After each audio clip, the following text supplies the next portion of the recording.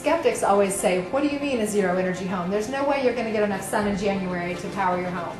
And that is very true. A zero energy home looks at the entire year and the fact that you would make enough energy over the course of the entire year to power your home for a year. And truly zero energy means that you're using no gas or electric to heat your home. In terms of programming, the Chicago Center for Green Technology was the country's first municipal rehabilitated LEED Platinum certified building. So we're really proud to have that distinction. And the reason we exist is to basically offer green and sustainability related education to the public. So that's why we were able to put these classes on. We're a City of Chicago run program. In addition, we have our resource center. We're open 6 days a week for tours or for anybody to just come into the resource center and consult some of the literature, the different product displays we have. So I encourage you all to do that if you have some time after today's class. We also have our program catalog here. This is good through August 18th. I know I talked to a few folks coming in today about our certificate program. The city does offer free certificates of participation if you attend 6 classes or more in a given area. So it's a nice little perk of attending class, and you can quickly earn a certificate just by showing up on a few consecutive Saturdays. So it's a good thing to put on the resume, so check it out. There's more details in here. Also, seminar evaluation. We ask that you take 2 minutes at the end of today's class to fill this out. Let us know what you thought of the speaker, the topic, and what you might like to see here in the future. We're currently recruiting for fall classes, so we definitely look at your suggestions very closely. I have a running list of everybody's suggestions for classes over the last year and a half. So we do look at that. So we value your feedback. Anything you can tell us would be helpful. With that, I'm going to turn it over to our speaker, Lisa Elkins, today, and she's going to run you through Green, Gorgeous, and All Yours. Thank you for coming, Lisa. Thanks so much, Steve. So good morning, everybody. Thank you for being here on a gorgeous day. So we're going to talk a little bit today about the idea of creating a custom green home, because a lot of people love the idea of green, and a lot of people love the idea of having a green home, and they don't exactly know where to start. If you're not in the industry, it can be a little overwhelming. You know, do I start talking to a contractor? Do I start talking with an architect? What are the right steps? What should I be considering? How do I make these decisions? So we're going to give really a broad overview of the whole topic of green building and green homes. And hopefully you'll learn a thing or two along the way, and hopefully there'll be something you can take away to maybe make your own home a little bit greener right now. And then in the future you can really be one of those people who is at the forward edge of greening the entire home market. So with that, today we're going to be going over a little bit about who is 2 Point Perspective and who am I, so you understand that I'm qualified to talk about this a little bit. Why and how to build green, green home certifications, the cost of building green, which is always a question that people want to know about, the design and construction process, and finally just a green project team, who you should be considering, who you should be thinking about to be on that team. So starting with who is 2 Point Perspective, on the presentation there you can see a picture of a 2 Point Perspective drawing, so that's where our name comes from. My husband is actually also my business partner, so there was 2 of us when we started out, but now the team has grown, and one thing that we are very careful about when selecting team members is that they're passionate about the environment. It's something that we care a lot about, and we want to make sure that everybody that we work with does as well. This picture up here that you see is of the Green Exchange, and a couple of months ago we actually moved our offices into the Green Exchange. We had been waiting a little while because the project had been put on hold, but we're very excited to be there. I would probably be a little more excited if it hadn't, we hadn't moved into the office 3 weeks after I had a baby, so it was a very hectic time. But we're all moved in now, and it feels great to be there, and it's really nice. The Green Exchange is located over on Diversey, just west of California, right there at the highway.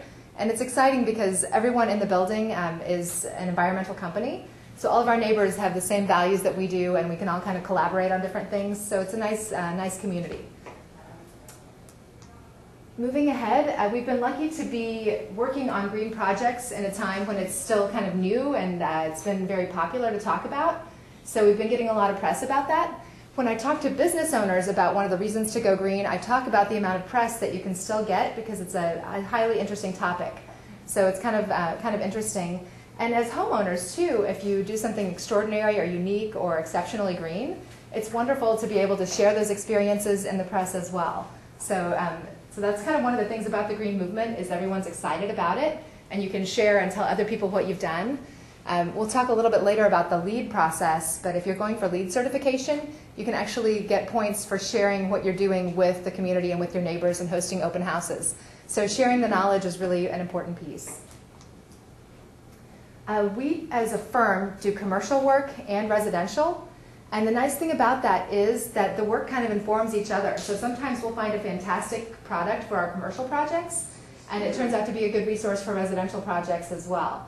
So I just wanted to tell you that. So if I ever talk about, if I ever slip into mentioning something about the commercial side, I just wanted to make you aware that we do commercial work too. And the fun thing about doing commercial work is that one day we might be designing a dental office that hopefully doesn't look like a standard dental office. And then the next day we're designing a cupcake shop. So it's just really kind of fun and kind of a wide range of projects that we're able to work on. Here's a green bank that we designed. And finally, this is a cafe over in Lakeview that we designed.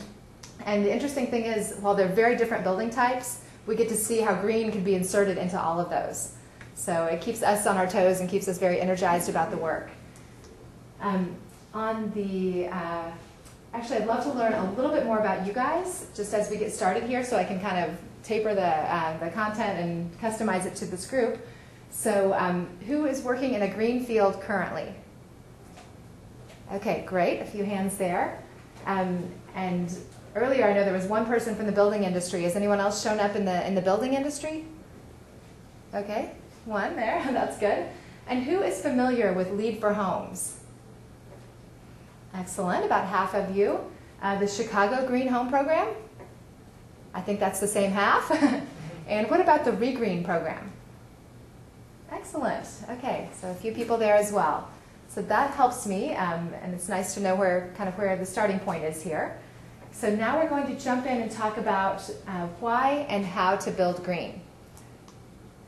So when you think about things that are harming our environment, it's really easy to imagine the smokestack with black smoke coming out, or the crowded highway of cars standing still, and they're all huge gas-guzzling vehicles. But actually, number one on that list is buildings. We have millions and millions of square feet of buildings in our country. A lot of those were built in times when efficiency wasn't a top priority, and they're really creating a lot of CO2 emissions. So one of the biggest problems that we're having is the atmospheric problems that are caused by all these emissions. Also, in the US, buildings are responsible for 40% of the primary energy use, 72% of electricity consumption, 39% of the CO2 emissions, and 13.6% of the potable water consumption. So when you really look at all of the harm that buildings are doing, it's widespread and it's intense.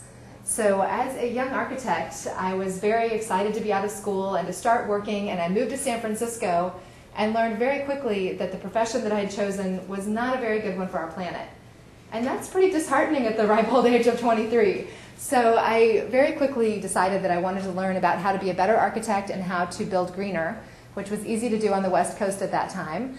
And it was really empowering because I was able to work on some of the earliest LEED projects, because they were a little bit ahead of the curve out there with adopting LEED and making it something that they wanted to have be a part of their buildings. So again, bad news that buildings aren't so great currently, but there's a really great place that we can take them.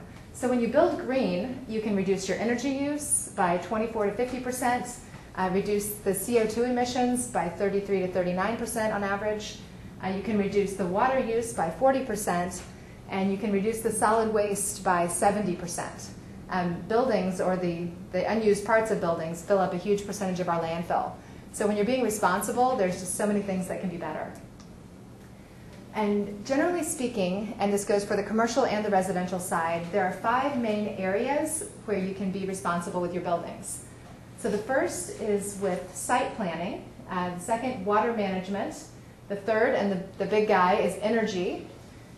Material use, that's kind of the poster child for green building, right? We've all seen, something with bamboo in it, and it just looks greener. But there's a lot more to it than that. And then finally, indoor environmental quality. So some examples of these. With sustainable sites, it's all about really preparing the entire building to be built in a sustainable way, with the beginning being considering how it sits on the site. Now, in an urban environment, this is a little bit tricky, because if you have a 25-foot wide lot, you don't have a lot of options but to build nearly to the setback limits. and you don't have a lot of choices possibly about who is building what they've built on either side of you. So this one can be a little more challenging in the city, but there's other things about building in the city that are inherently greener, like the fact that if you build in the city, people can take public transportation to get around. It's a denser development, so you don't have to run plumbing and sewer lines out 5 miles to one home. So there are things that are inherently greener about building in cities, but it's always a little bit of a balance. So this project is actually a home that we designed in Oak Park, and it was to be a zero energy home, and we actually won a design competition with this home, and we were hoping that it would be built, but with the changes in the economy, it has not been built at this time. So you can see here, though, that a couple of things that really relate to the site. If you can have shading, so your overhangs are a little bit bigger, and you don't have sun coming in and heating up the home all summer long, you can be very smart with how you use overhangs.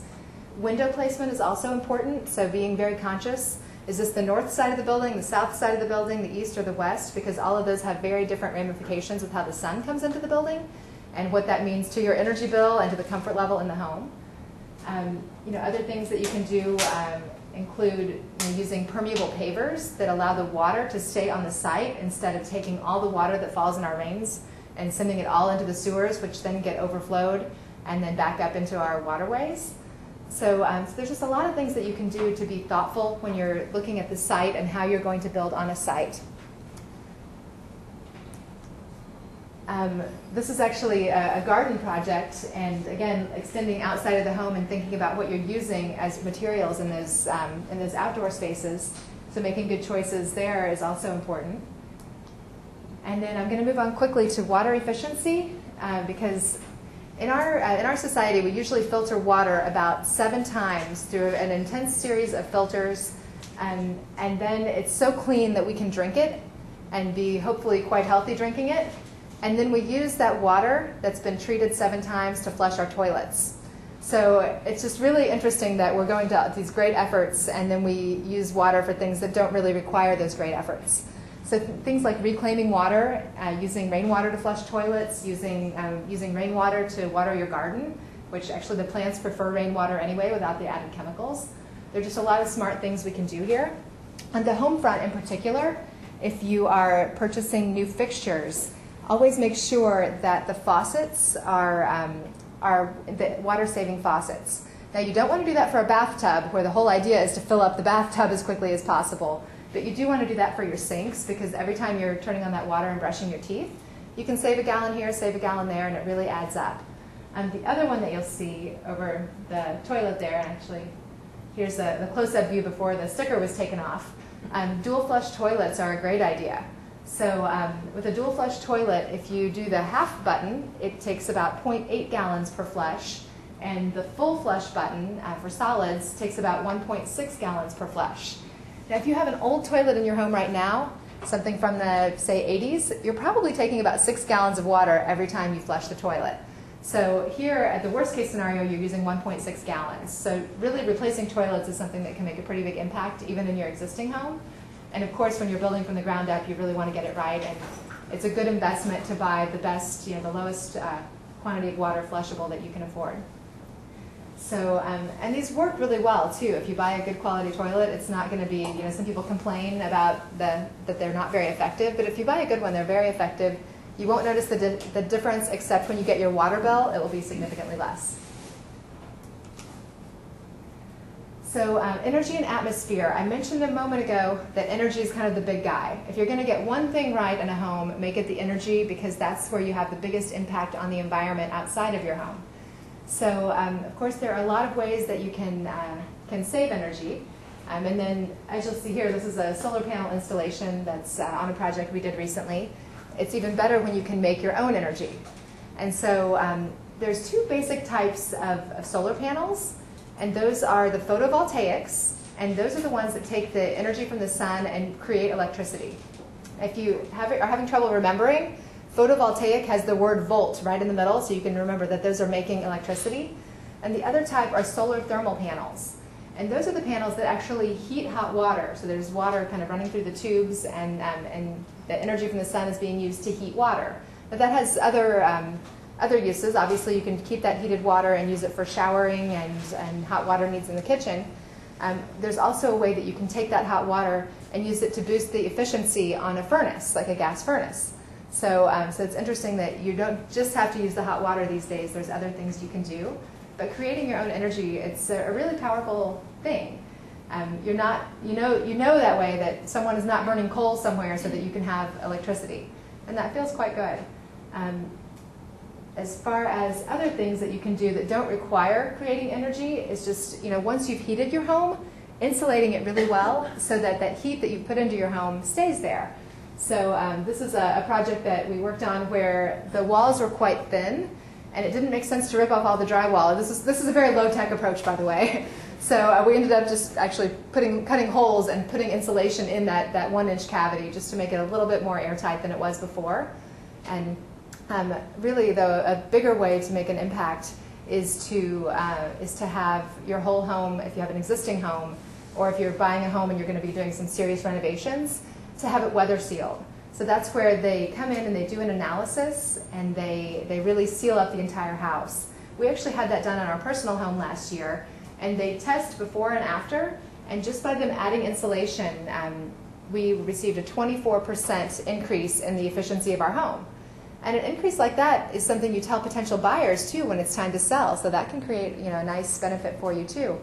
The other piece I'll add about that is that there are a lot of incentive programs that are trying to get the word out about weatherizing homes, because we have millions of built homes already in our country, and if everyone would just make those a little more energy efficient, that would save a big part of the emissions that are happening now.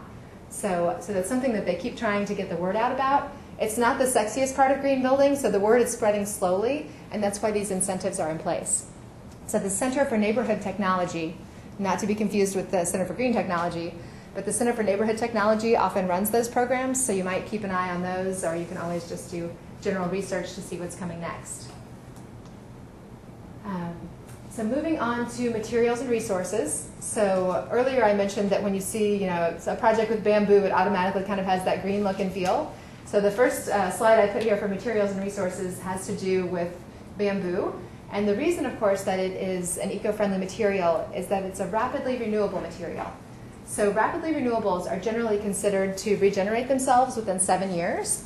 So things like bamboo, things like there are some fast-growing woods. One of the ones that always I forget about and then it makes me laugh is wool is actually a rapidly renewable material because sheep grow their wool again and again in less than 7 years. So if you're using textiles or fabrics for cushions, keep that in mind.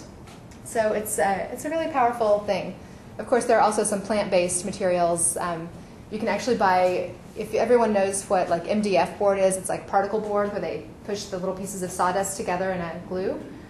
You can buy that has like sunflower seed shells in it, or wheat stalks, things that they can't use, like bio-waste, and then they're using it in the building materials. So it's a really nice way to be able to reuse things. Also with materials and resources, this stair actually and the screen that kind of conceals the stair were made of reclaimed wood. So there's a company on the north side that actually takes trees that have fallen during storms or trees that have to be cut for power line purposes, and instead of just having them go through the wood chipper and turned into mulch, they actually save those, slice them up, kiln dry them, and then sell those so that you're not requiring someone else to go out and cut down a tree for you to use for your projects. So the company I was mentioning right there is the Horrigan Urban Forest Products, and the Horrigans are very nice people, but there are other companies doing the same thing. And a lot of times too, you can even find someone who like is building wood or building things with wood that have been used as pallets previously, or just repurposing something that was used before. So if you're creative, you can actually buy very beautiful wood that turns into beautiful elements of the project. And even going one step further, you can find things that have already been used and incorporate them into the design, and it starts to make it very unique and very kind of special that way. Do be careful though if you ever go to a facility with reclaimed wood. I ended up buying an entire tree the last time I was there because it was the most beautiful wood I'd ever seen. I knew I was going to need a new dining table at some point. And so I came home with a spalted maple tree that sat in our living room, propped up against the corner for about 2 years before we just had a dining table made.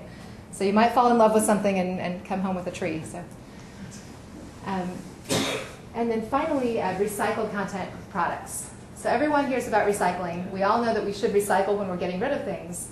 But buying materials that are used from recycled products is really important, because if you're not supporting the other end of that cycle, if you're not buying things that use the recycled materials, then the whole industry is starts to fall apart.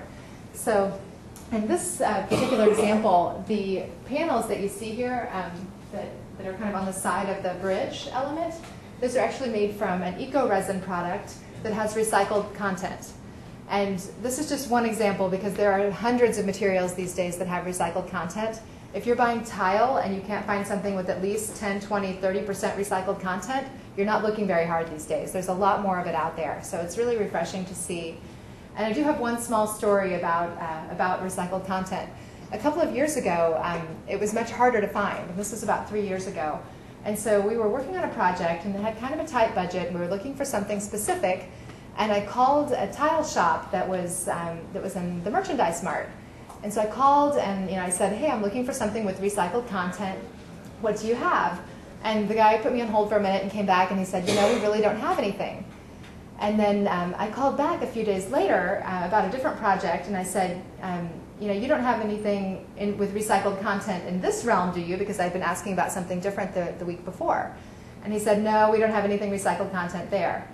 And so a few days later, I was in the merchandise mart, and I stopped in, and we just couldn't find the right product, because this was a few years ago.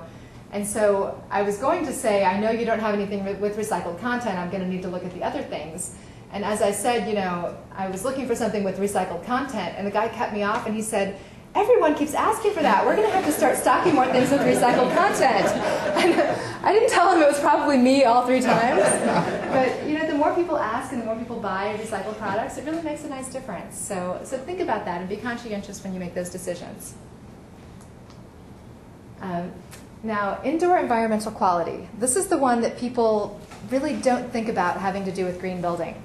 And if you actually are looking at the League for Commercial Projects paperwork, they will tell you that better indoor environmental quality leads to better work habits and more productivity from the workplace. So that's great on the commercial side. But at home, I think the indoor environmental quality is even more important, because you're living in your home and you're there, most evenings. You're probably in your home at least 12 hours a day. And a lot of that time you're sleeping and you're breathing in these things around you all the time.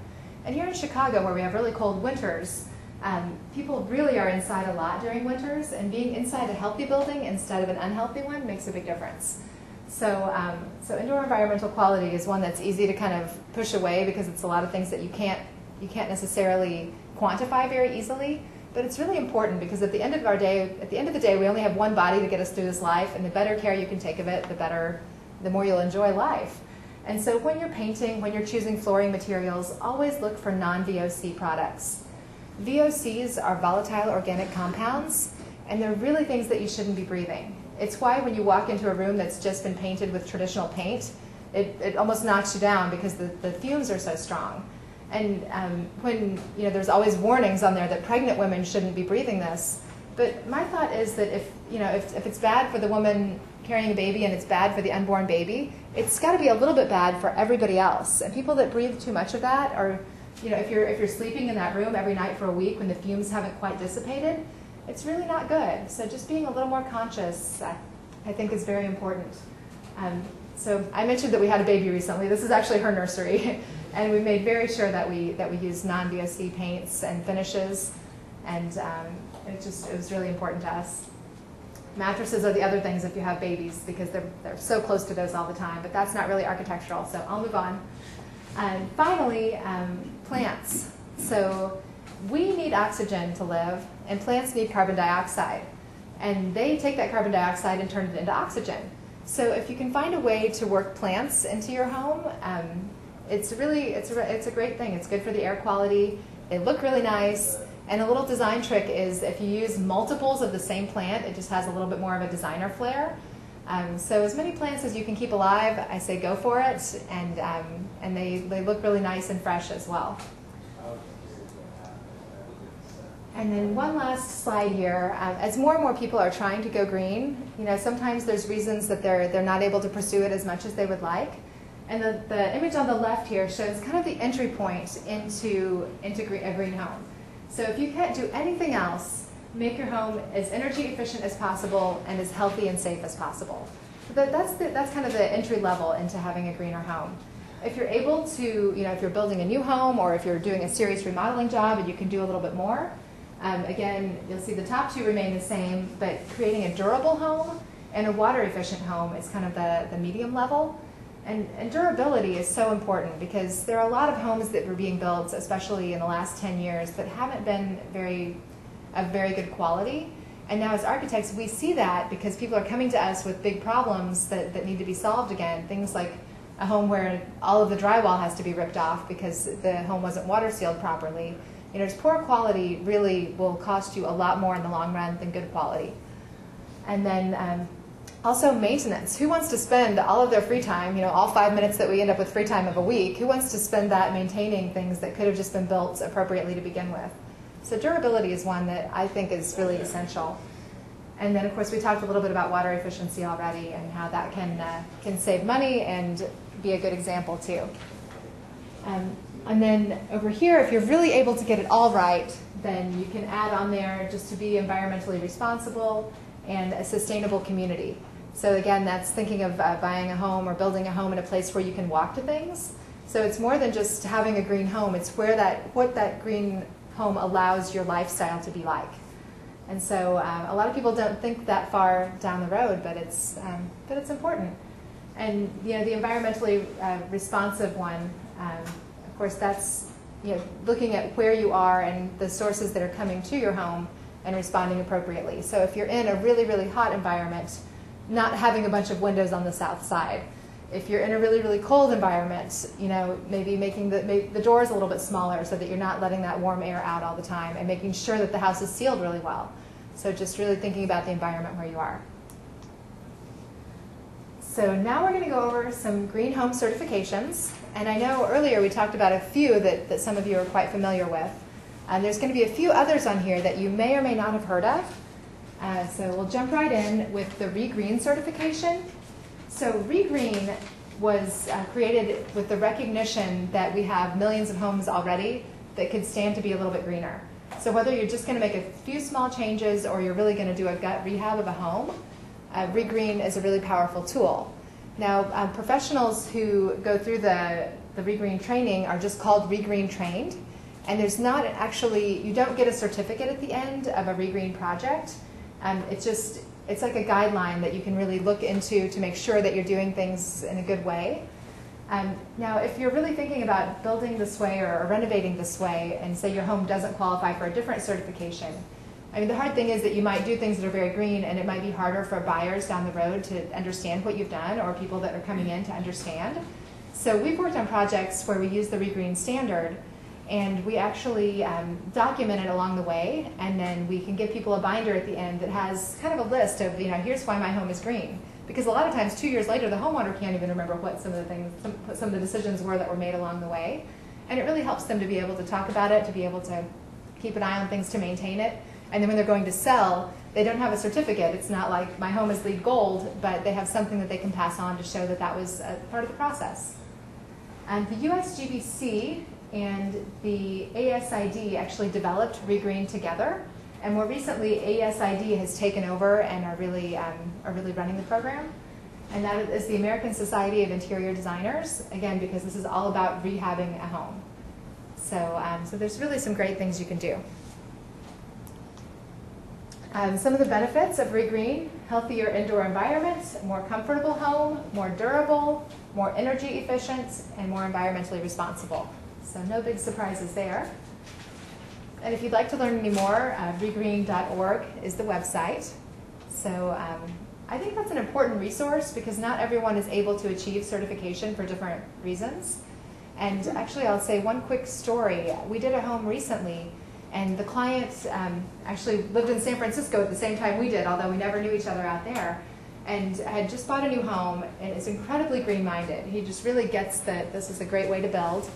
He wanted to take an existing home, and he wanted to take it all the way to zero energy. which is really powerful. We'll talk a little bit more about that. In the end, we were able to get very close, but the interesting thing was that we weren't going to qualify for LEED certification because of a couple things that we weren't doing just because they didn't need to be done. And so, so we really used the ReGreen guideline to make that project work. He ended up using solar photovoltaic cells, solar thermal panels, 2 wind turbines, and a lot of other green features. So he went very, very green with it, obviously, but he wasn't able to pursue LEED, so ReGreen was a good guideline. So moving on to LEED for homes. Much like LEED for commercial projects, you can have your home certified, silver, gold, or platinum under LEED for homes. So LEED has the biggest kind of market recognition, and so if you really want to do something where everyone else is going to say, oh, you have a LEED home, and understand what that means, it's probably the certification to go for. Now, if you're building a brand new home, it is really not that difficult to get LEED if you are working with a team who understands how to do that and take it into consideration from step 1. If you have an existing home, you can also get LEED certification, but you have to be basically taking the drywall off. It has to be really a gut rehab. If you're just going to make some changes here and there, then you're not going to be doing enough for LEED for homes to kick in. So, so it's a powerful program for the right projects. This is a LEED home that we designed in Cincinnati. And one of the things that I like about this project is that in Cincinnati, they have an incentive going on where if you build a LEED home that's at least certified to the level of silver, you get a 15-year property tax freeze. So wherever your property taxes are, they're not going up for 15 years. So that money that you would save on the property taxes really pays back what you spent, that little bit extra that you may have spent to get the home LEED certified. And so I think that's just a really powerful way to proceed. I'm hoping that more municipalities will start to do things like that. Finally, the Chicago Green Homes program. So this program is obviously unique to Chicago, and the nice thing about it is that if you go through the Chicago Green Homes program, you can have your building permit fee waived. So depending on exactly what you're doing, that can be a nice little savings as you're working through the process. Usually also the building permit, you will receive it faster if you're doing the Chicago Green Homes program, which is a very good thing. So it's something really to consider. It's just a nice little incentive if you're building in Chicago. This program was actually developed here in this building by the Center for Green Technology and the building department, and a lot of people who had a lot of knowledge working together. And they looked at a lot of the other sources that already existed. So if you ever read through the book, you'll see that there are some similarities with LEED, but it's really a different kind of process.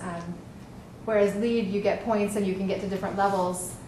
The Chicago Green Home program, it actually takes into account from day 1 whether you're starting with a single-family new construction, single-family renovation, multifamily new construction, or multifamily renovation. And then you get points from there, and then you get 1, 2, or 3-star certified. So this is usually actually a little less expensive than LEED. We can talk a little bit more about those fees later, but that's why some clients like it. But on the other side of it, if someone's not familiar with working with this process, then you might end up paying for a little bit more time from someone who's not as familiar. So back to choosing a good team, which we'll talk more about later also. This is a condominium project that we started working on several years ago. And the condominium owners were really excited about green, were very dedicated to building a green home. And as we started looking into it, they got really frustrated by the fact that they were not able to become certified in any way. And so like LEED certification, if you're 1 unit in a very large building, you can't get LEED certified. It has to be more like a freestanding building. So, and then the Chicago Green Homes program also wouldn't allow them to be certified. We looked at a couple other options as well, and they just didn't qualify as a single condo unit. But they were doing a lot of things right, adding solar panels, super efficient systems, materials that were responsibly sourced. So we actually came and met with someone from the Chicago Green Homes program, and we said, look, this project is very, very green. If we were able to go through your program, we'd be getting more than 300 points. But we're not able to go through it because we're not a single family or a smaller building. And so they actually allowed us, after many conversations, to take this project through the system as kind of a pilot to see how does the system work and translate into a condo unit. So it was interesting just to see where the program worked and where it wasn't quite worded correctly and was a little bit more challenging. But it was a really interesting process. So we're hoping that at some point, as the Chicago Green Homes program continues to evolve, they'll have a special section that really makes it simpler for condo owners to have some way to certify. And finally, the Chicago Remodeling Guide. This is a little bit similar to ReGreen, but it just specializes a little bit more in Chicago-centric ideas. So it talks, when it's talking about things that you can do, it takes into mind our climate, whereas the ReGreen is really made for anyone all over the country. So someone from Arizona would have to read it and adapt it to their situation, whereas someone in Chicago would have different things to consider. So that is a really good guide to check out online. The National Association of Home Builders has a green certification also. And I've read through this one a little bit, and it seems like a good system. It seems to take into account a lot of the similar things that the other programs do. The reason that this one isn't as ideal here in Chicago is that there aren't a lot of these homes in Illinois. I think there's only 1 or 2 that have been certified. And so there might be a few more than that now. But it's harder to find professionals when you're pulling together the team that know about this one because it's just not the market leader. So it's still a good system, but it's just harder to actually make it work in the end. And then another thing that we're going to talk about is zero energy homes. So I mentioned it a little bit earlier when we looked at a different image of this home. And who has heard of zero energy homes before? Awesome, that's the first time everyone has raised their hand. So it's pretty cool, and it's very catchy as a phrase to have a zero energy home.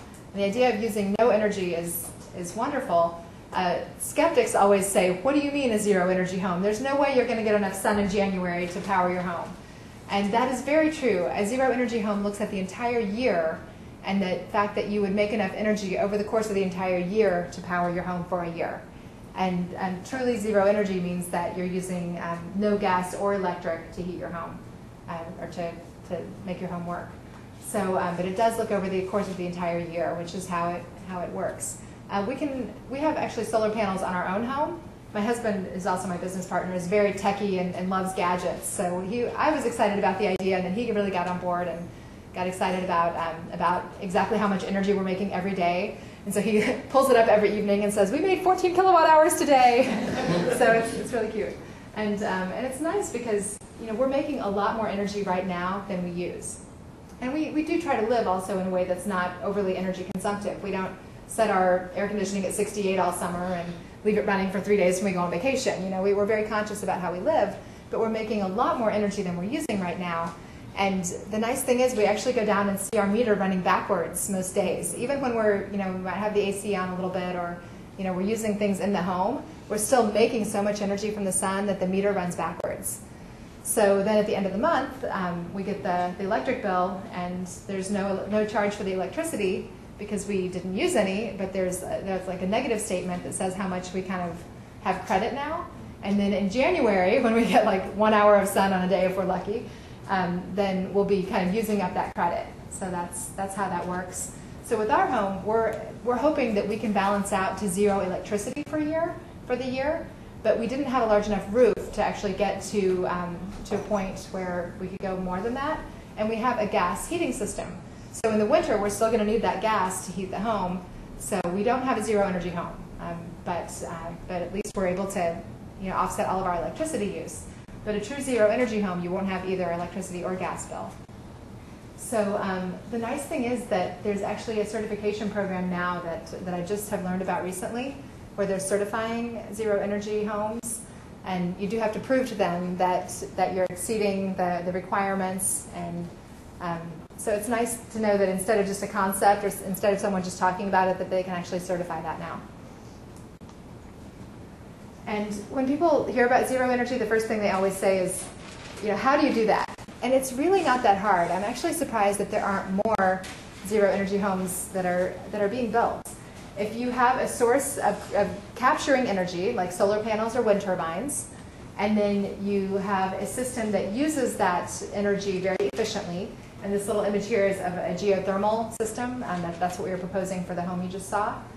Now that you've captured that energy, you're using it really efficiently. You're not being wasteful at all. And then you have a super insulated wall system. So once you're heating your home, it's not just dissipating out through cheap windows and poorly constructed walls. With that combination, it's really not that hard to get to zero energy. If anyone's considering a new home, I would say that it's a really smart way to go. And the next one that I want to talk about is the Passive House standard. So everyone had heard of zero energy homes. Who's heard of Passive House? Hey, all right, quite a few. That's good. And I wrote it the German way, the H-A-U-S, Passive House. But we usually, I don't know, half the time it's translated here into just Passive House, and sometimes it's not. But it is a standard that originated in Germany. And about 50% of the homes that are being built in Germany right now are reaching the Passive House standard. And it's pretty impressive.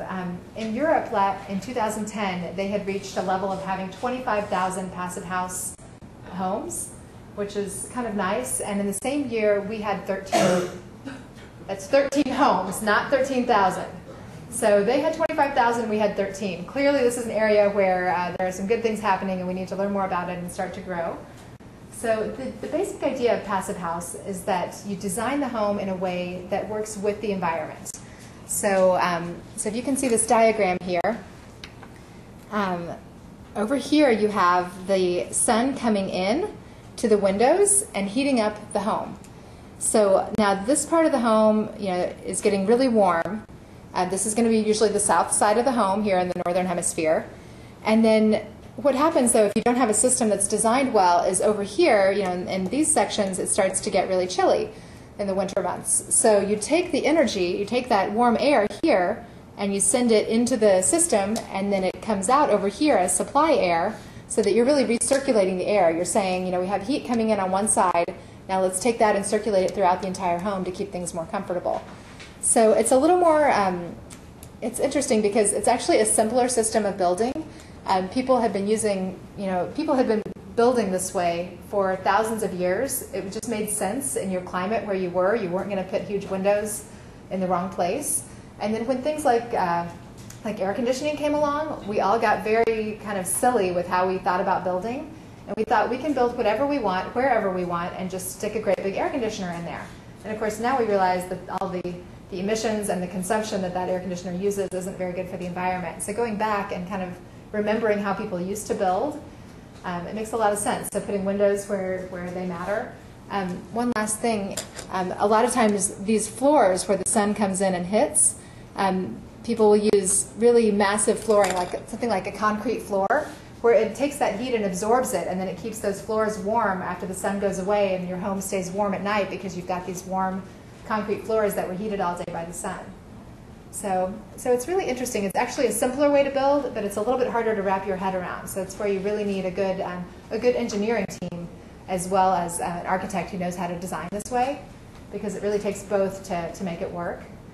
One story that I heard, as it's slowly getting into the U.S. and becoming more popular, someone on the East Coast had had a home designed that was going to need very, very little energy, and they had trouble getting insurance on the home because the insurance company said, you don't have a heater. And they said, we don't need a heater. Look, it's designed to use the natural sources. And it was kind of embedded into like a hillside where they had insulation of earth on 3 sides, which of course is a very good insulator. And they said, we don't need a heating system because we're making it work without one. And they said, no, we can't give you insurance because your pipes are going to freeze if you don't have a heater in this house. And so they were kind of faced with the dilemma of having to just put in a heater they were never going to use, or not getting insurance on the home, which is a little bit odd. And so that goes back to working with professionals who understand a little bit more about green building and how it works. I chose this image to talk a little bit more about Passive House because it's very clear of how it works. And this is actually the 2007 Solar Decathlon house. And it used passive strategies. So you can see these great big doors with the louvers. You can close those when you don't want the sun coming in to warm things up. And then you open them up when you do want the sun to come in. And that's just a very low-tech way of having a passive house that can be a little more flexible. So you don't necessarily have to have that be the south facade. You could negotiate a little more. So So it's interesting to see it in action, it's very visually obvious. So a couple more trends with regard to green homes. There was a book that was released several years ago called The Not So Big House. And if you think about it, if you build a home that's larger than you really need, you're using extra materials to build that home. There's extra manufacturing involved in making those materials. You end up with a house that you're cleaning and buying furniture for that has rooms that you don't really need or use. And it just ends up to be kind of a lot of waste if you're building something that's really unnecessarily large. Now, the trend in our country has been to build bigger and bigger and bigger, and you're not as good as your neighbor if your home isn't bigger than theirs. And so we're trying to really start to have people think a little bit differently and to think about quality. And instead of just looking at square footage when you buy a home, looking at how the rooms work together and looking at how the layout is and how you're actually going to use the house. Because most people use the bedroom, the bathroom, the kitchen, and one living room. So homes that have 4 living rooms, 3 of them aren't being used. And so when you really think of it that way, it's an interesting way to think about building. And now think about your budget. If you're going to build a home and it can be half the size, you can build something really nice because you're only building 2,500 square feet instead of 5,000 if you don't need that. Now, if you have 12 kids at home and you need a bigger home, I'm not passing any judgments on lifestyle, but for one person living in a 10,000 square foot house, it can seem a little out of scale sometimes. So I really enjoyed this book. If you have any interest in architecture, I highly recommend checking it out because it's full of spaces too where the author talks about how she really assesses lifestyle of her clients and then creates spaces that they truly love. And it might just be a corner of a room that's got the perfect chair and the perfect window, and someone loves to sit there and read, instead of adding a whole new room to be to solve that same function. So it's a nice idea. Furniture can also have a big part of that. I mentioned before that this is our nursery, and we have a smaller home, so we needed this to still be a guest bedroom. So that's a Murphy bed that we designed back there, and it looks kind of nice when it's up. It has some shelves on the side. It's doesn't scream out tacky Murphy bed, but then when we need an extra bed, it folds down and there's a very comfortable queen size bed in there. So just being smart with the choices that you make too is a good plan. One last trend is energy audits. Some municipalities, specifically in Texas, are requiring that people get an energy audit before they sell a home.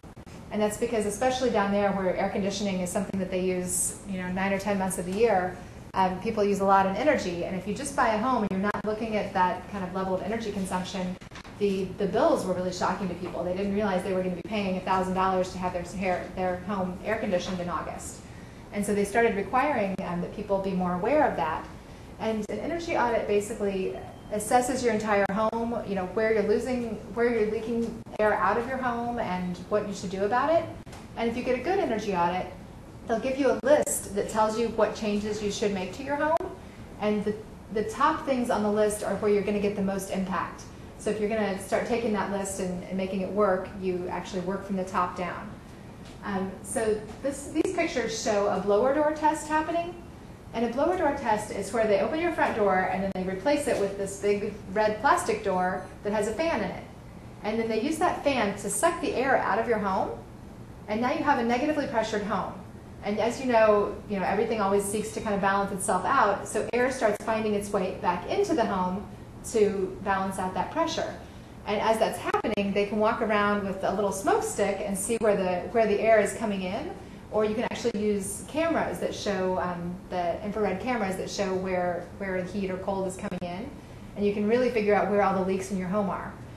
So this is what they did to our home before we had the whole home weather sealed and after. And that's how they measure the difference, and they know how much more efficient the home is.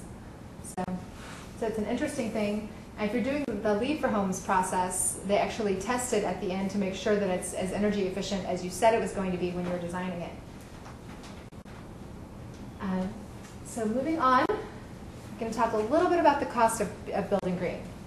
Because most people like the idea of green, but people are very concerned that it's going to cost a lot more.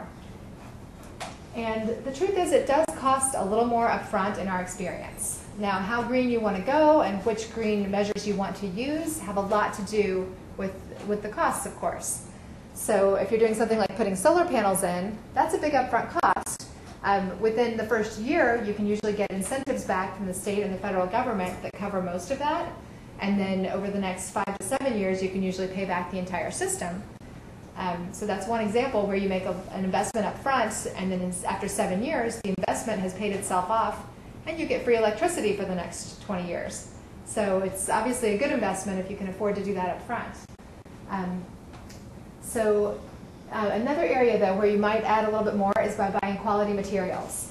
So if you're really, there are some homes being built that are just really not very good quality. And again, you're going to be replacing things. You're going to be making repairs much sooner. So if you can spend a little bit more on quality materials, it's, in our experience, it's worth the additional cost. But sometimes they cost a little bit more than others. The other piece is additional design fees.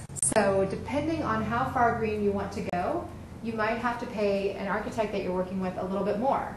If you're going to look at some serious options, for going zero energy or for doing a passive house, there'll also be some engineering considerations where you may need to pay that engineer a little bit more to look at all the options and find the best solution. Now, for that little bit more that you're paying up front, again, you would see a very nice increase in the long-term operations of the home. And then the final one here is certification costs. So if you're going to do something like LEED for Homes, you will have to pay to have someone come out and inspect and make sure that you're doing the things that the architect wrote in the drawings you said you were going to do. Because it's one thing to say, we're going to put R30 insulation in this wall and it's going to be a really great system. And then, if the inspector goes out and says, this is R13, not R30. They need to be able to check and make sure that you're doing what you said you did. Those inspections don't cost very much. For a modest size home, the inspections are usually somewhere between $1,200 and $1,800. So you're not paying that much, and obviously if it helps you to get the entire home LEED certified, you're going to be in a good place. We'll talk about that more in just a second. The project admin fees. So you do have to pay somebody to take all the information and put it into the LEED spreadsheet. Now, if you've ever worked on a LEED for home or a LEED commercial project, you know that there's an extensive online database that you have to put all of your information into to get certified. They tried to make that a lot easier in LEED for Homes. So as a professional, it takes us a lot less time to do a LEED for Homes certification. We try to be very reasonable with our fees on the LEED certification because we want to really promote it, and we're excited that people are considering that. But for a modest size home, that might be anywhere from just a couple $1,000s on up, depending on who you're working with. And then finally, the organization's review fee. So again, using LEED as an example, the U.S. Green Building Council needs to be paid for their role administering it and giving you the certification. So that is very reasonable. Again, it's around $500, something like that. So it's not a huge number. But having said that, if you have a LEED certified home, I'd always heard that those sell for about 8 to 9% more than the similar home that's not LEED certified. And actually on July 19th, a new article came out that was done by some faculty at Berkeley, and they actually came up with the same findings, and theirs was a very clear 9% more that LEED certified homes sell for. So that is impressive. So you can maybe spend 3% more, that's a rough number, but to build a home, and then you're getting 9% more value. So if you really look at it that way, the next slide is cost.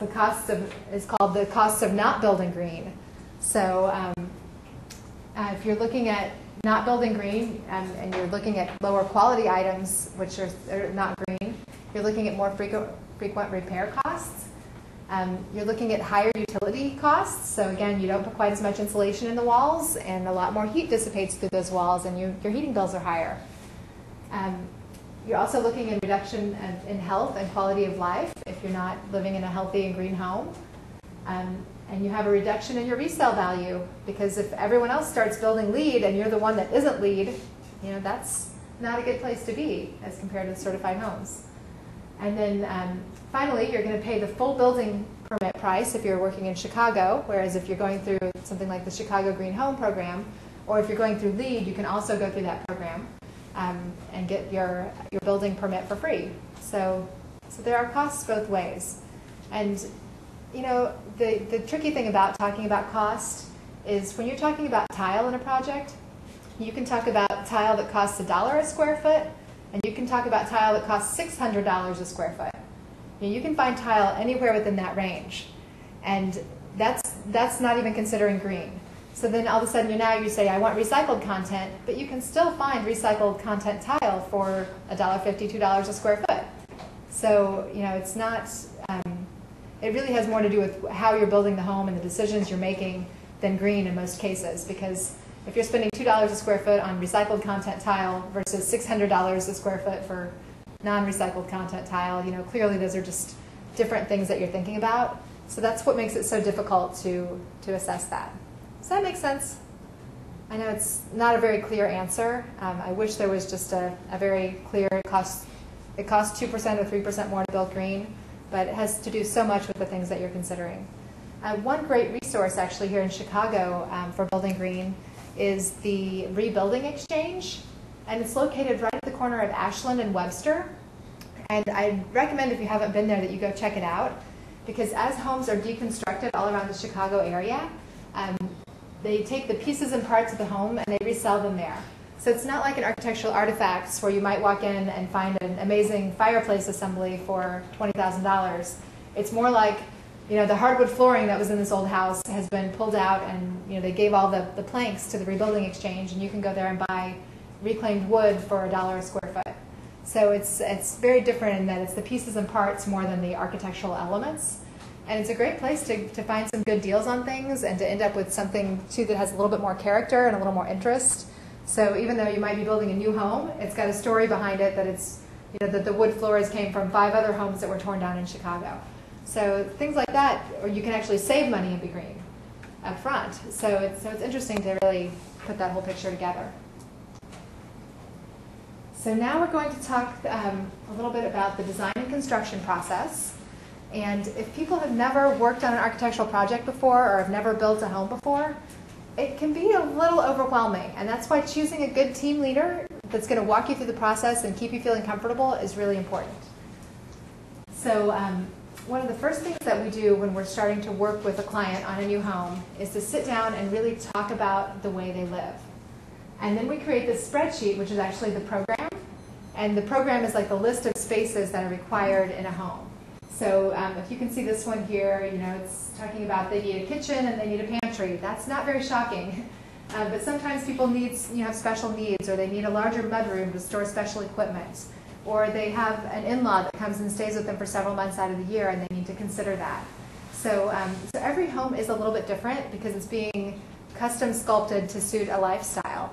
And of course, some people have resale value in mind at the same time, and so we do advise, you know, let's make it work for your lifestyle, but not have it be so odd that other people couldn't fit their lives into it as you're going to sell. But this spreadsheet is a really valuable starting point. But what's much more entertaining are the conversations behind it. You know, tell us about Christmas morning at your house, or tell us about a special holiday, or what do you do for birthdays? And all of a sudden it's like, oh, birthdays, the whole family comes in from all around the country, and we have 20 people staying with us, and you have to make a home that works for all those unique situations. And so it's a fun experience. We had a client once who really liked mornings, and he wanted to be able to sit and have his coffee with a nice view out the window and with the sun kind of, you know, filtering in from the east. And so we had to make sure that the kitchen was on the east side of the home. So just all these things that really can become very personal, but that can lead to nice spaces. The next thing that we do is to actually look at images of other architectural projects. And these are some exteriors, these are some interiors for this specific case study that we're looking at here. And we always make sure that when we're looking at these images with clients, that we never show them any images of things that we've worked on, because we want them to be able to be very honest and open and say, that's terrible, if my home looks like that, I'm going to cry at the end. So, or wow, that's fantastic, that's the coolest home I've ever seen. We want them to feel like they can be really honest and talk about that. So we bring together these images, and images are critical because we might be saying something and the client is shaking their head, yes, I totally agree, but they have a very different image in their mind. So when we're looking at actual photos together, it becomes really powerful in that they say, oh, I want this to feel nice and open. And we're looking at that photo going, that's not really so open. That's kind of, that's actually a little more of a tighter space. It's a little cozier. And so then we make sure that we're on the same page by looking at the same images. Actually, I'm going to go back to this one for 1 second. So as we kind of go through this project, this is the project for an addition that we worked on for a home in Lincolnwood. And I chose to show an addition because it's kind of right in between a new home and a remodel job, because you're adding some parts of a new home, but you're connecting to an existing home. So the key elements here were going to be a staircase and a bridge type element. If you can see right up there, there's kind of like a bridge that we're going to link the old and the new spaces. And then some double height spaces here to kind of make the connection a little bit stronger. And then this one down here, the existing home that we were working from already had a strong presence with the ceiling of having a lot of natural wood. And so we wanted to see, that just kind of became part of the inspiration of what we wanted to build from as we were building onto this home. So those were some of the images that we looked at together. One of the other things that needs to happen very much at the forefront of the project is to create a process schedule. So this actually, the black bars are the bigger phases, like the design phase, the production drawing phase, the permitting phase, and the construction phase. And then the little pieces below there are actually like the sub-phases. So even within the bigger phase of design, there is a schematic design, and then there's developing that schematic design. So this really breaks it up and puts dates on there, because otherwise a home project design, it can go on for years. And once you lose the momentum, it gets really difficult because people don't remember what decision was made 9 months before, and it gets very tricky. So we're strong proponents of having a schedule and sticking to it and moving forward and keeping things on pace. So these are the sketches then that go along with that option of putting the home, the new bedrooms right here in the middle. So they would come up here from the living room and go up the stair. And then this is the bridge element. And then it leads into these three new bedrooms down here, and then one bathroom that really worked well. So this was the option that they chose, and it worked really well for them, so they were very excited. Now we did these sketches for the other option as well, but that's what led them to understand that they didn't want that. And then we do a 3D model. So when I was actually out of school and starting out in the profession, 3D modeling was still very rare and very difficult and very costly. And it's been a wonderful transition to see how easy it's become to build 3D models. So we do all of our 3D models in-house, and that way, when we're talking with a client, we can actually fly around the model, and they can say, but how does it connect here? And we can fly over there and actually look at how it all comes together. So it's a really powerful tool. And the fact that everyone in our office can model too, I think is strong, because we can actually make changes during meetings sometimes. Or while we're having the meeting, someone else will be working on another option that we just talked about 5 minutes ago in the same meeting. So it's a really interesting way to design.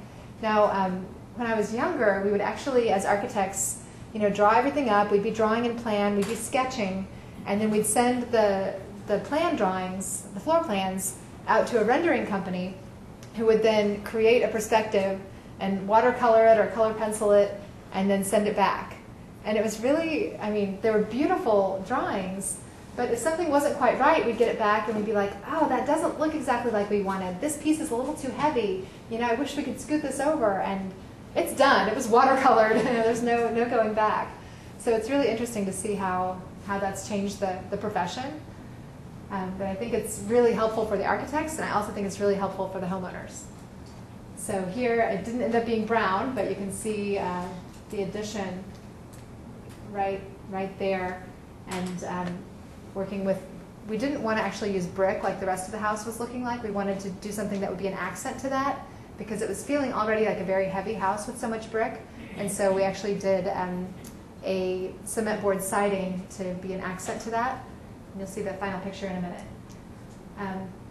And then again, since we're building the model, we can actually build the model of the inside as well. So this is one of the bathrooms upstairs, the new bathroom, and then this is the existing living room and the stair that goes up to the bridge. So here you can really see, oops, wrong button. Here you can really see how you go up the stair and make that U-turn and then come back, and the bridge overlooks the living room. So it's really, it really helped to create the addition feels very connected to the space, because as you're walking across the bridge, you're looking right into the living room where everyone gathers. So once the design is set then, we move on to the construction documents. So if you've ever purchased anything, say from IKEA, and you open it up and there's that little packet of instructions that say, here's how you put your shelf together, and it has little pictures of each piece and how it goes into the other piece. That set of instructions is basically what we have to draw so that the contractor knows how to build the entire house. And so as you can imagine, that's a lot of work. So we end up with sets of drawings that are usually 24 by 36, and depending on how far, how in depth we're going with the drawing set, it can be, you can have a house that has 50 pages of drawings. A more modest home might have, say 20 to 25 pages once you add the engineering drawings in as well. So you have to show them how the plumbing works throughout the house. You have to show how all of the electrical wires go and where all of the outlets are going to be. You have to say that you want the outlets this high off the floor instead of 6 feet off the floor. You have to tell them all of those things so that everything happens and gets built in the right way. So as you can imagine, it's a pretty complex process. And within our firm, actually, as a young architect, I had an early midlife crisis because putting together these drawings just was not what I meant to do in life. So it's very, very tedious and detail-oriented, and some people absolutely love that. And it's fantastic because they're really good at it. Actually, my husband, Ron, is the one who kind of takes over this process a lot in our office, and we have another junior partner named Emily who is great at this. And they could run circles around me. So I do a lot of other things that they don't enjoy doing, and then they put together these sets of drawings. And it's really powerful to have everything pulled together into one set of drawings. Once you have that drawing set complete, you get a building permit, of course.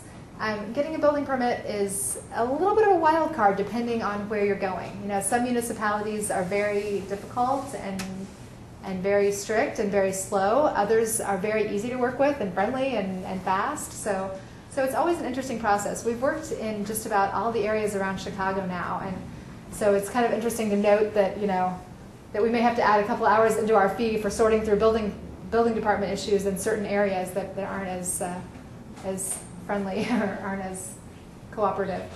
And around the same time, depending on how the project is working, we'll usually send a set of drawings out to different contractors so they can bid it and come back with their price for how much it would be to build the home. Now, the one thing that we do to really make sure that the contractor's bids are going to come in the range that we expect is we usually start talking with a contractor or two earlier in the process. So we might show them the schematic design, and they'll use some very rough calculations to say, you know what, you wanted this to be I'll throw out an example. You wanted this to be a $150,000 addition, and we think that you're within 10% of that. So go ahead and continue on. And so they just use rule of thumbs for things like that. So they might say, if we look at you're adding 800 square feet, and if we say $200 a square foot, here's where you're looking at. So it's really helpful to get that feedback early on, just to make sure that you're on the right page, because if you get the bids back at this point and they're way too high, you have to go back here and change all your drawings to change things to make it come in at the right price point. So that's a pretty important part of it as well. And then you get a building permit, hooray, and that's always a nice day. So then the contractors can be on site as soon as they have this and get to work. So then the construction process, of course, is always a little bit dusty and a little bit dirty, and there's always, with existing buildings, something that you didn't know.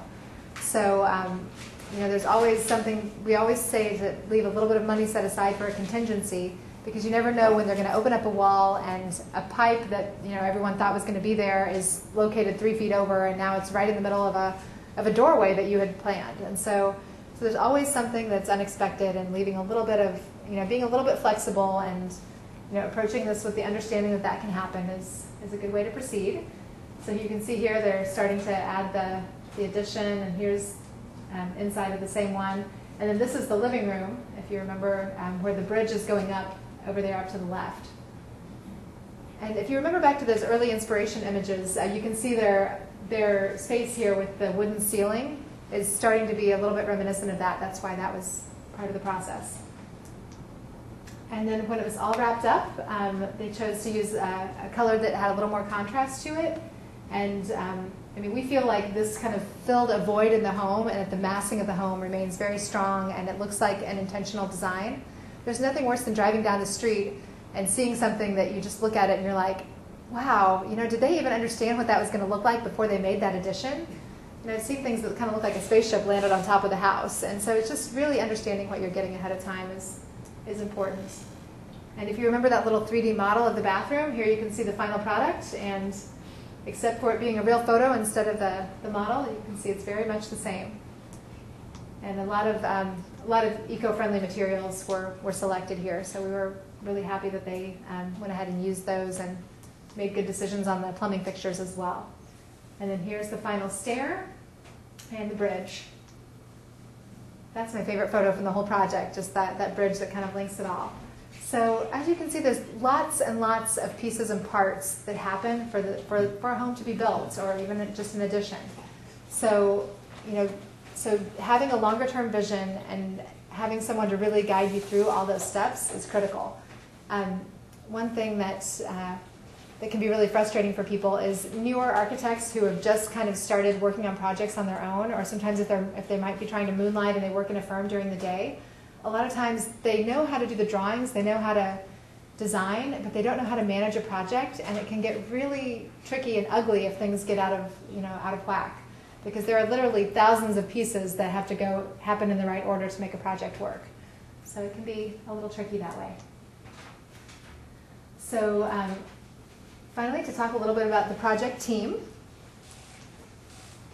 There are a lot of people that need to be on the same page for a green project to happen.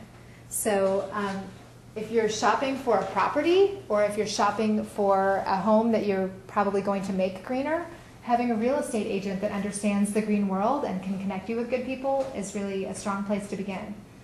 There are different certifications in the real estate world.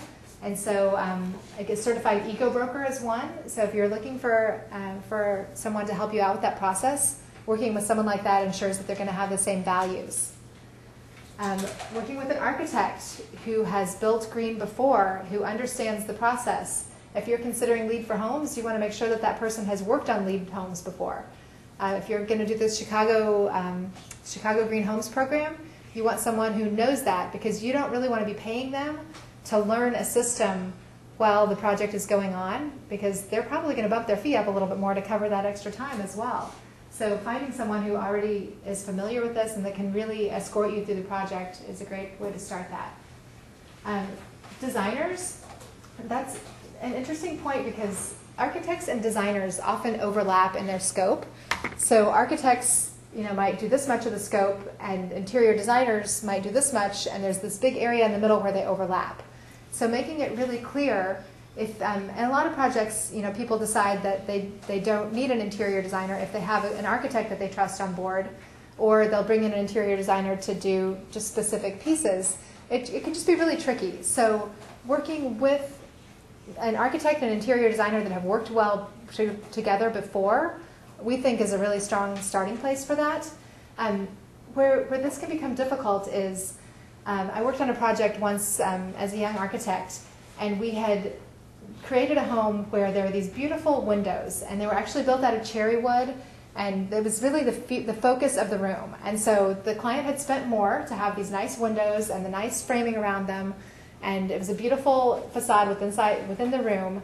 And then they hired an interior designer that wasn't really a part of the process from the beginning, and she came in and she put curtains over all the windows. Now, they were beautiful curtains, but we wouldn't have told our clients to spend more money on these cherry-trimmed windows if we'd known that was going to happen. So just working together is really important.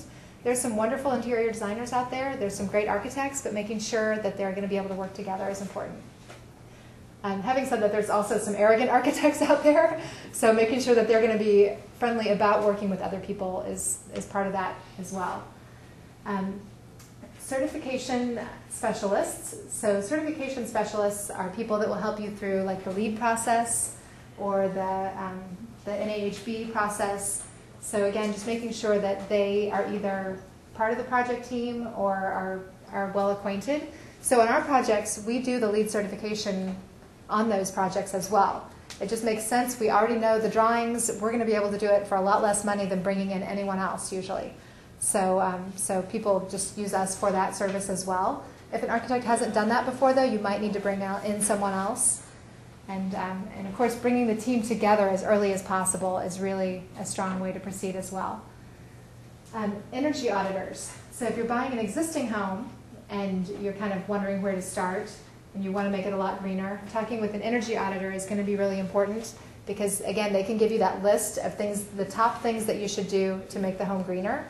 So if you're thinking, you know what, we need to replace all the windows in this house, I don't think they're good enough, and you get that energy audit back and it says you need a new furnace instead, you just saved $20,000 in buying windows that were item 5 on the list that weren't really going to save you that much energy. So an energy audit, and energy audits cost anywhere between like $400 and $700. So they're not a huge ticket item, but it can be a really valuable starting point in learning what you need to do. But again, if you're already working with an architect, the architect will be able to say, hey, we think you should get an energy audit, or you know what, we already know we're doing these 5 things that the energy auditor would tell us, so maybe we don't need one. So talking early with someone to help guide you through the whole process is still valuable. Engineers.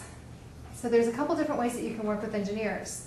They can either be under the umbrella of the architect, or you can kind of contract with them separately. And there's benefits to each. In some projects, sometimes homes don't even need engineers, depending on what you're doing. The architects have done enough homes that we don't even need to get that outside sourcing. We know how to do that. But when things start getting more technical or more unique, we definitely want engineers to come in and do those calculations and do the modeling of the systems to make sure, like if you're going to get to zero energy, you're going to need an engineer. So again, that can just be kind of something that you never really need to know about. It's just under the umbrella of the architect. Or if you're really excited about that, or you know an engineer you want to work with, you can bring in someone independent. And then contractors. So there's a lot of great contractors out there. There's also some really dodgy ones. So really making sure in advance that you're checking on who you're working with, that hopefully they've worked with someone that you know before, or the architect has worked with them before. It's a great way to start, because I know the really good contractors that we know get frustrated by the people that give their industry a bad name. But having a contractor who is excited about building green, or who has built green before, is really important. Now, if they have built green before and you're going for something like LEED certification and they've done that before, that really increases your comfort level. If you find someone who really is excited to try it and hasn't done it before, you need to make sure that the other people on the team have done it before, so that everyone's not going into this new together. So you want to find an architect who's been through the process several times and can help to kind of guide the contractor as the project goes on. So and that's really important, because there's a lot of little things that don't necessarily cost anymore, but that if they're not being done, in the appropriate order to make the home green, then it can just kind of spiral out of control, and then it's too expensive to go back and change things. And then finally, the subcontractors that work for the contractors have to be on board as well, and have to be respecting the fact that the project is going to be green. Because if the general contractor is saying, hey, we're going to build a green home, but I'm going to use the same guy who doesn't really care about the environment and just wants to do it the way he's done it before, he's the plumber I've used for 10 years, and he's going to make it work, and he's going to suggest that you not use water-saving fixtures, things like that can really kind of start to undermine the process. So just making sure that everybody that you're working with is on board and gets it and wants to make the home green, it's really important. So hopefully, pulling everyone together that cares leads to a project that is a pleasant experience and that ends up being as green as possible in the end. So with that, that covers the main areas that I wanted to share with you today. And I'm including my email address on here and my phone number in case you have additional follow-up questions. I am passionate about green building. I hope that's come through in the last hour and a half. And I love to spread the word and to share that and to try to get as many people on a green building path as possible. So if you ever have questions, just a simple resource that you need or something, you can feel free to shoot me an email. I will do my best to get back to you as quickly as possible. And so thank you very much for showing up this morning.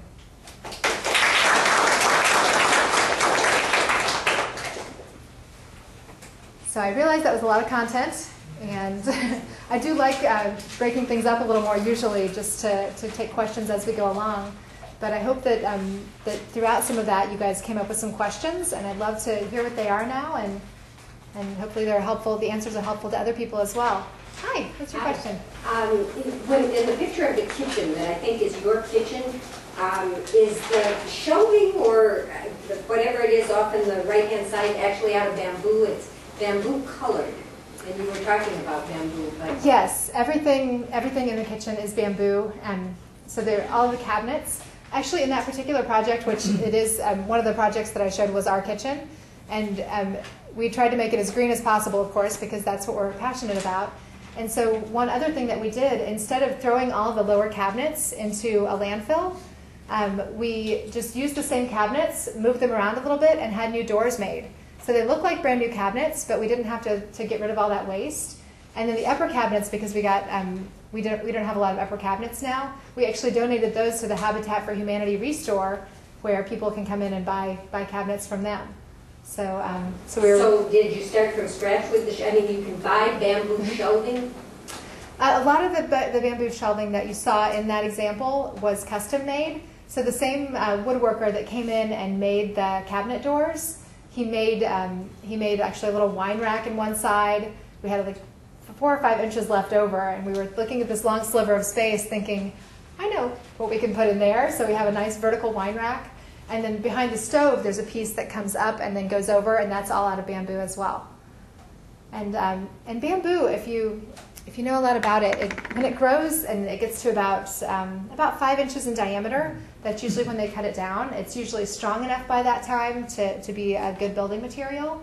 Some companies cut it after only 5 years, and it's really not dense enough yet to make a quality material. So the ones that wait until more like 7 years are the better companies. It's kind of hard to know that in advance. So you might talk with other people who have built before, or with woodworkers. So they actually cut the bamboo, and it's hollow, so it's like a straw, but it's a very thick straw. So they slice that outside, and then they put all those little pieces together. So that's why you get what looks like all those little pieces of bamboo. Those are actually little separate pieces of the slice that make that interesting texture. The nursery has bamboo colored furniture and crib, but is that custom something else? The floors in the nursery are bamboo. The crib was just a wooden crib that was previously loved. So, and then the other shelving. There's some reclaimed maple shelving in there as well that we had made. So there's no bamboo within the nursery. What other questions? Yes? You mentioned the source. I think you said it was Horrigan's Urban... Horrigan Urban Forest Products. How do you spell that? Horrigan. And they have reclaimed wood from all over the city. They can even tell you what block the tree came from, which is kind of interesting. So we've built furniture for clients before. I was a furniture designer before as well, so I always bring some of that into our projects. And so we use their wood a lot, and they can say, this was from Jackson Park, or this was from Westtown. They can tell you really where it came from. They try not to give specific addresses because that's kind of personal, and they don't want people, stalking the previous homeowner of where this tree came from. But it's nice to know that history is kind of there and remains intact. And where are they located? Their warehouse is in Skokie. And if you look them up on the web, or you can email me, I'm happy to send you their information. And Yes. he's as passionately green as you are. They definitely are. In fact, they're a family business also. So Bruce and Erica are the owners, and then their 2 children have worked with the company at different times as well. Yes? Can you talk a little bit about the architect's role in the supervision of a construction project, whether or not they're involved in the design or not? I mean, if they're involved in the design, then you kind of expect them to, but if they're not involved in the design, is there, what can you talk a little bit about that? So the architect's role in construction management can really vary quite widely. So when you're signing an initial contract, you want to make sure that you understand what the architect is going to do at that last phase. Because really, when the construction begins, we usually have a meeting. We bring together the homeowner and the contractor, and we all sit together. And what we usually say is, okay, at this point, until this point, we've been kind of the lead contact. We've been running everything, We've been taking care of the homeowner, and really that responsibility gets passed to the contractor because they're going to be there every day. They're going to be there making sure that everything happens. So the contractor and the homeowner start to interact a lot more, and then we still keep an eye on things, of course. People still contact us with questions or concerns as they come up. And then we usually do several construction visits as well. And so in those visits, the contractor usually kind of saves things that have been coming up, like, we're not sure exactly what to do with this because it wasn't where we all thought it was going to be. And then we'll work through it together. So it really depends, exactly how. Every architect is probably a little bit different in that. We just try to leave it open, and that we walk through and make sure that we don't see anything that is very different than the construction documents, because we're still contracted to the owner to make sure that they get a successful project. So if we walk in and we say, that wall is 3 feet over and that's not going to meet code now, and it's clad in the wrong material, we tell the homeowner that so that they can understand what's happened and why things are changing and what's going on. Now, of course, things that dramatic don't happen very often, but we do like to stay and remain a part of it because sometimes something will need to change. One of our clients recently, we did some work for her, and she was telling us that on a previous project where we weren't working with her, that she had architectural plans drawn up, and then during the construction process, the contractor convinced her to flip the stair 180 degrees. So instead of going up this way, that you'd come from a different part of the house and go up and end up in a different part of the house, because the whole stair was flipped. And of course she said, oh yeah, that definitely solves this problem, let's do it, without consulting the architect. And what happened is, you end up in a different part of the house at the top of the stair. It changes the entire floor plan. And so all these things ended up changing because of that decision. And that's one where you'd really want to reach out and talk to the architect. And maybe the problem that led to the contractor wanting to flip the stair, maybe there was a whole different solution. Maybe they could have moved the stair 6 inches instead, or maybe there was a whole different way to approach that. So really, again, having a strong team where everyone works well together and people aren't afraid to reach out and ask questions and solve problems together is the best way to handle construction administration. Did that answer your question? Yes, it did. Excellent. Yes? Hi, over the years, how have you seen people's level of interest and knowledge evolve in terms of green building, green interiors, green everything? That's a really great question, because people have definitely gotten on board with building green, and how quickly that has happened has had a lot to do with where they are residing. So when we worked in San Francisco, it was a lot more common to have people considering that and to have them thinking about it. And that was in the early 2000s, and LEED for Homes didn't even exist. So we were trying to be green, but there was no real way to quantify it.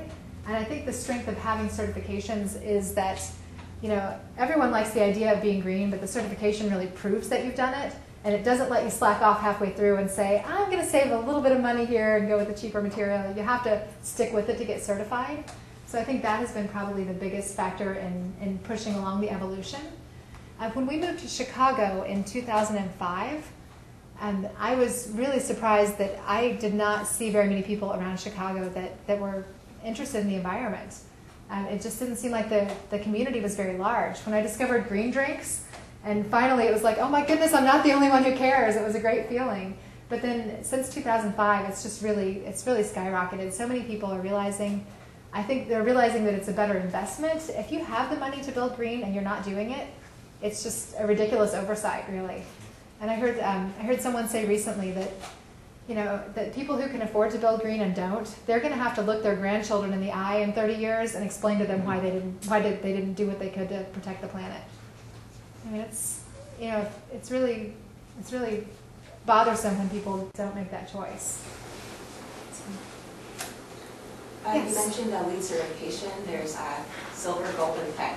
You mentioned the 15-year property tax-free. Is that on a national scope, or it depends on the different districts that you live in? Different municipalities have different things that they offer. So that particular offering was only in Cincinnati, and they have had a huge spike in the number of LEED homes that they have in Cincinnati because of that. So it's been kind of good for national press, but then it's also good for the environment because there's a lot of homes that aren't emitting as much. So I think that some municipalities are a little hesitant to kind of move forward. They're not quite sure what to do. No one wants to think about not having as much tax income coming in these times. So what I like about that program in Cincinnati is that they're not losing anything in the short term. You know, those property taxes, they're still going to be getting property taxes from people. It just won't increase over time. So I think that's what makes that one powerful. I hope that more municipalities will start to look at what their neighbors are doing and bring forward more incentives. Because right now there are, the most commonly used incentives are the renewable energy incentives.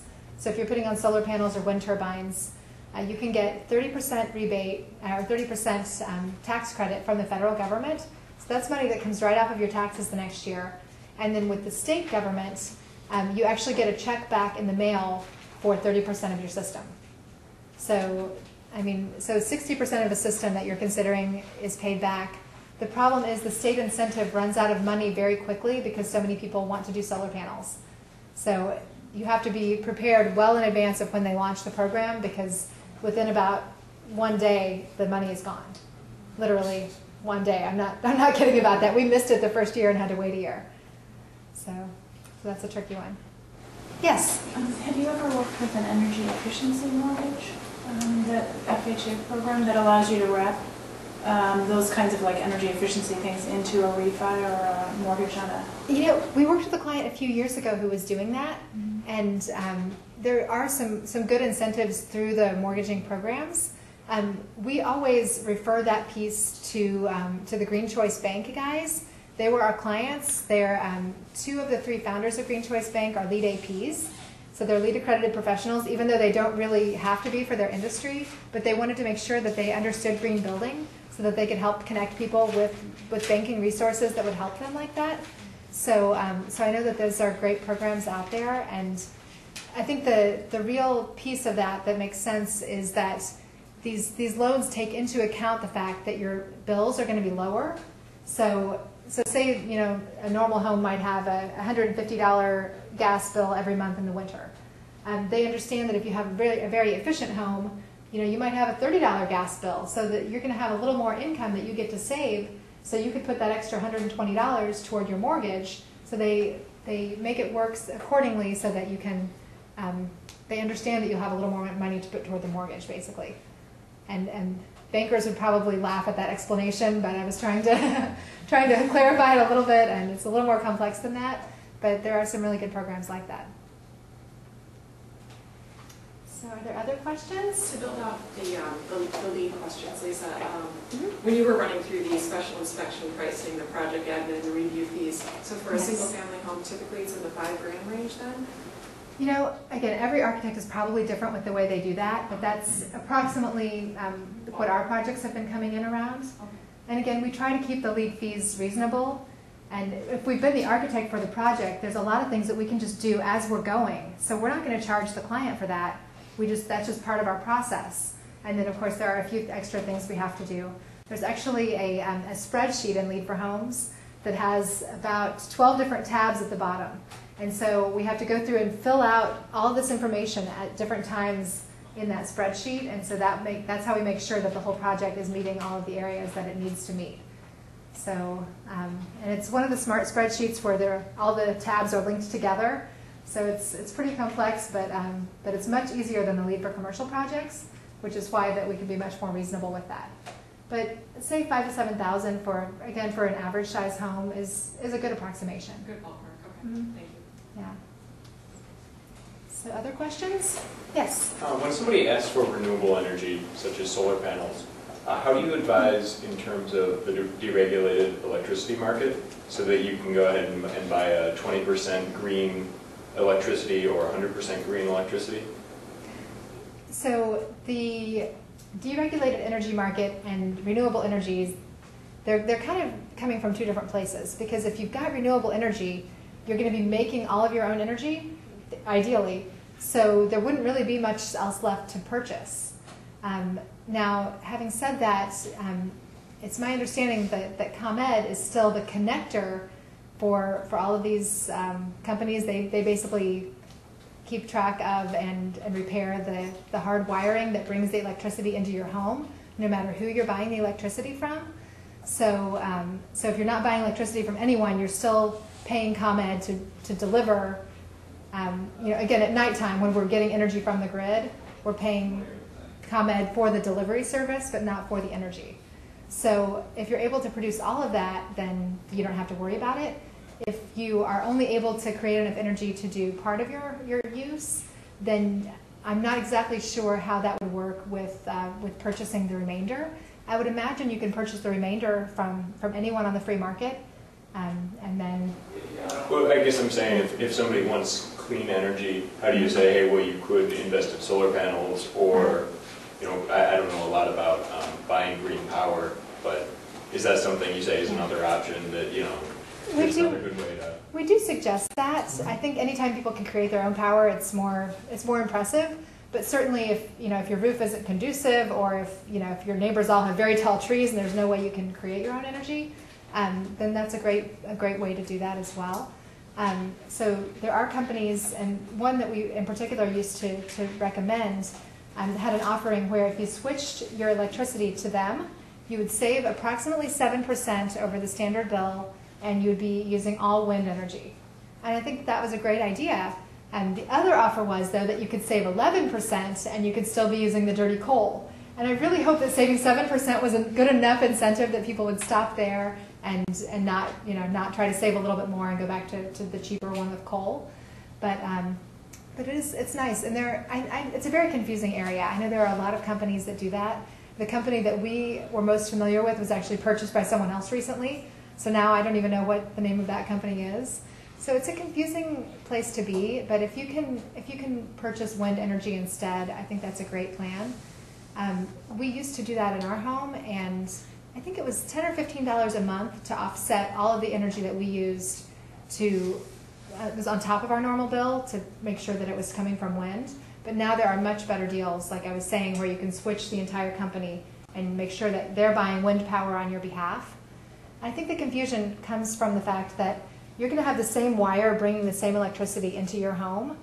It's just that somewhere in the world, someone is getting wind power because you said that you wanted wind power, and it all goes into one big pot, and no one knows exactly which electrons were made by wind versus coal at that point.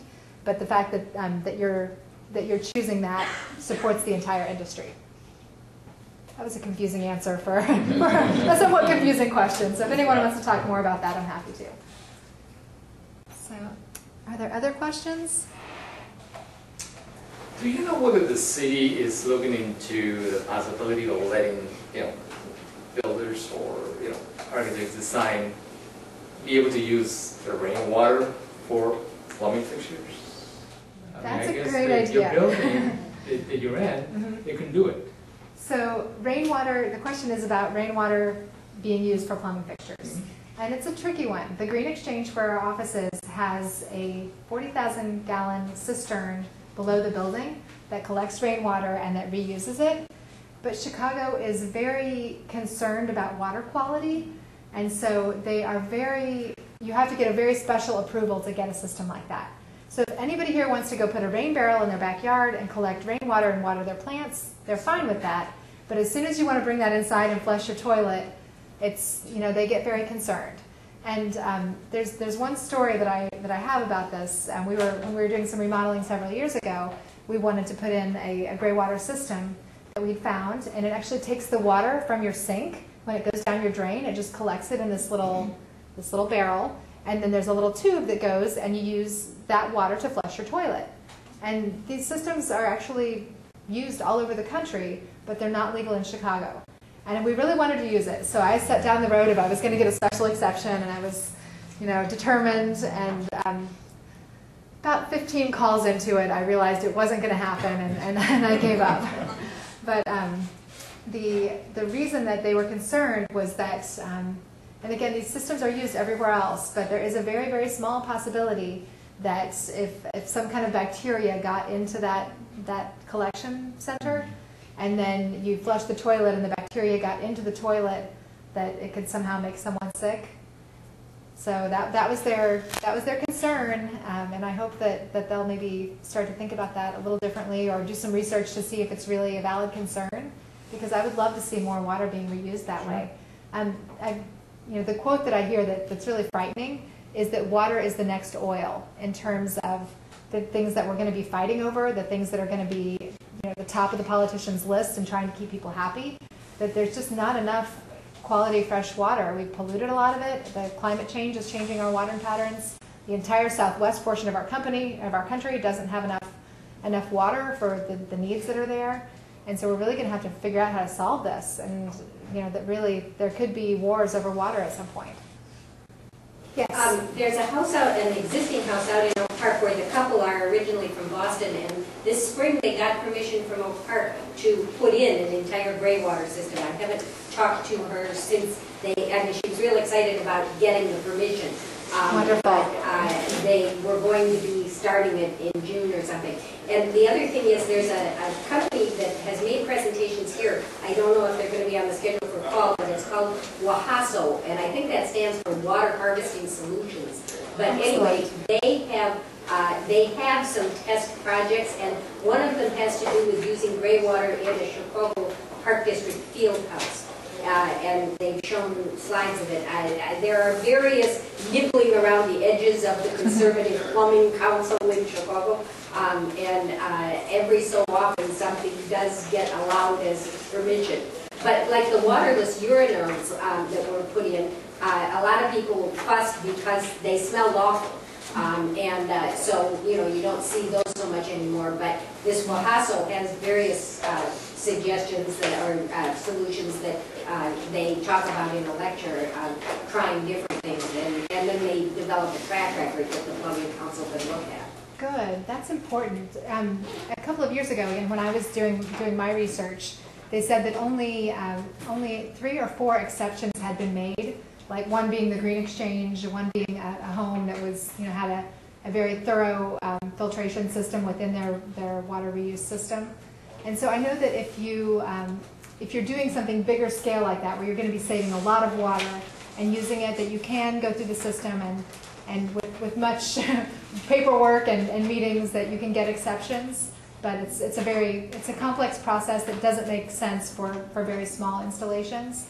So it's nice to hear that other municipalities are moving forward as well, because I think that once more neighbors have done things like that, then they all start to talk and see what's safe and what they can approve. So it's great to hear that that's going forward. Yes? I didn't see landscapers on your green team, and I was just wondering if you do end up working with landscapers in terms of talking about planting deciduous trees on the south side, or citing a project so there's room for a rain garden, or different things like that. That's a good point. Actually, before I give this lecture again, I will be adding landscapers to my green team, because that is an important one. And actually, it's a big kind of gap in my own personal knowledge. I know that drought-tolerant plants are incredibly important, and there's some beautiful ones. But yeah, bringing someone on board who can really make that a part of the project is a great idea. And yeah, planting a tree where you're going to have shade in the summertime, so you don't get that hot sun coming in through your window. But then in the winter, it loses its trees, and you do get that sun coming in and warming up your home, is a great strategy. It really is. So there's a lot of clever things you can do like that, and that kind of falls under the sustainable sites category, and that's a very good point. Wonderful. Well, I think we are just about out of time here. So if anyone has any additional questions, I would love to talk with you afterwards. Thank you so much for coming today, and I hope we'll stay connected. Thanks.